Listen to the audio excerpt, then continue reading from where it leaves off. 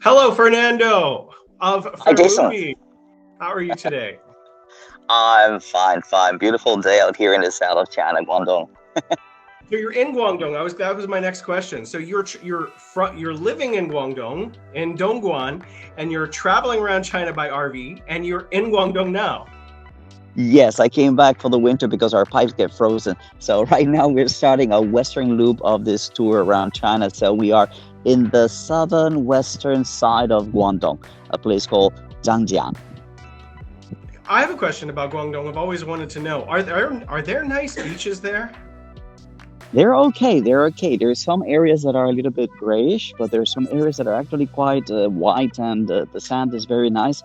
The water can be, depending on the day, blue, green, or brown. So you need to check with the weather forecast to see what the storms have been, and that's going to affect how the water looks like. But they're very much a popular place for people to go on weekends or longer holidays sometimes. So you were mentioning when you first called that RVing is becoming a way of life in China. Could you tell us a little bit about that?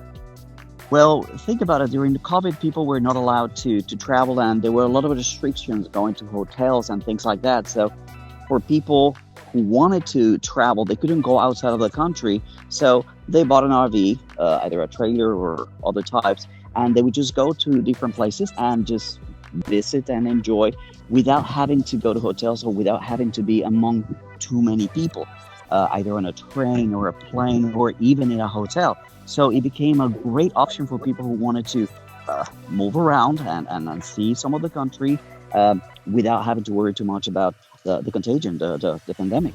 So that's what took place. And since 2020, this is an industry that has absolutely exploded in the country. New technologies, new equipments, new manufacturers, imported materials, all kinds of stuff. So it's great to see. It's great to see and be part of it. Not many foreigners doing it, but Chinese are going full on with it. So your plan is to travel to every province and territory of China, and you plan to accomplish that in the next year and a half. Where have you been? Well, Where are you going? Well, we started our tour on the east side of China because of charging stations and swapping stations. It's a lot more developed in the eastern side. So for the last 11 or 12 months, that's what we've done. We went all the way to Qingdao. We bypassed Beijing, and we ended up in Jilin. And then we came down the middle through Zhengzhou, my wife's hometown. And now we're back in Guangdong after 1 year. Now we're going to start a second loop, which is going to be the west. So we are on our way to Yunnan. From there, we'll probably go to Guangxi, Tibet, Qinghai, Xinjiang, and all those beautiful places. End up top of summer, we'll probably be in Inner Mongolia and start coming back down the center on the other side of the country at the end of 2023. And 2024, we'll just hit those places that we missed because of the pandemic in 2022. And the rest of that is going to be working and editing the project that we're doing, which is this documentary for celebration of the 75th anniversary of China in 2024, which is our project. Well, for the listeners watching this video right now who want to follow your journeys through China, can you tell us a little bit about where we can find you on the internet? Where can we find you on YouTube and other platforms?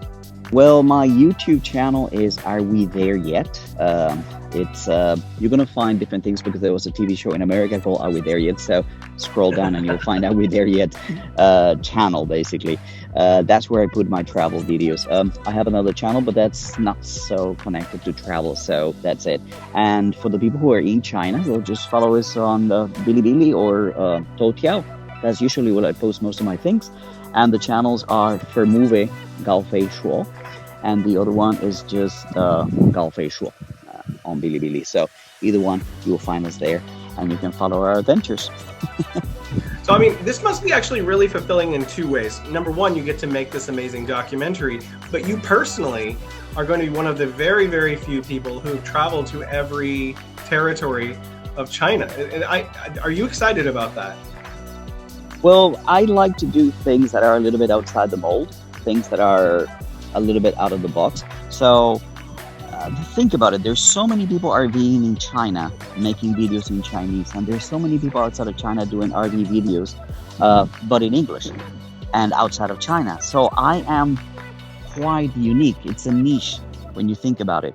A foreigner doing RV lifestyle and RV videos from China. So that ought to be a good thing for my channel.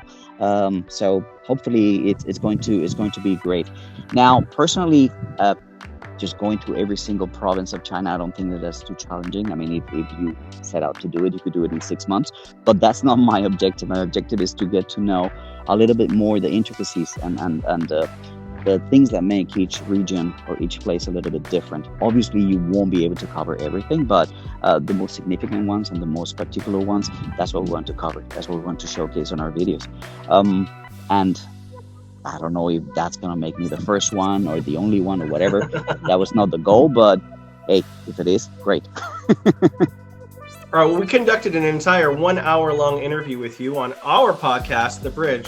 So for those of you who are interested, please also follow that link, which will be available in the future. Thank you so much for your time, Fernando. Hey, no, thank you so very much. It was a pleasure to talk to you and Bebe, and well, hope to talk to you again soon. Yeah, likewise. Bye, man.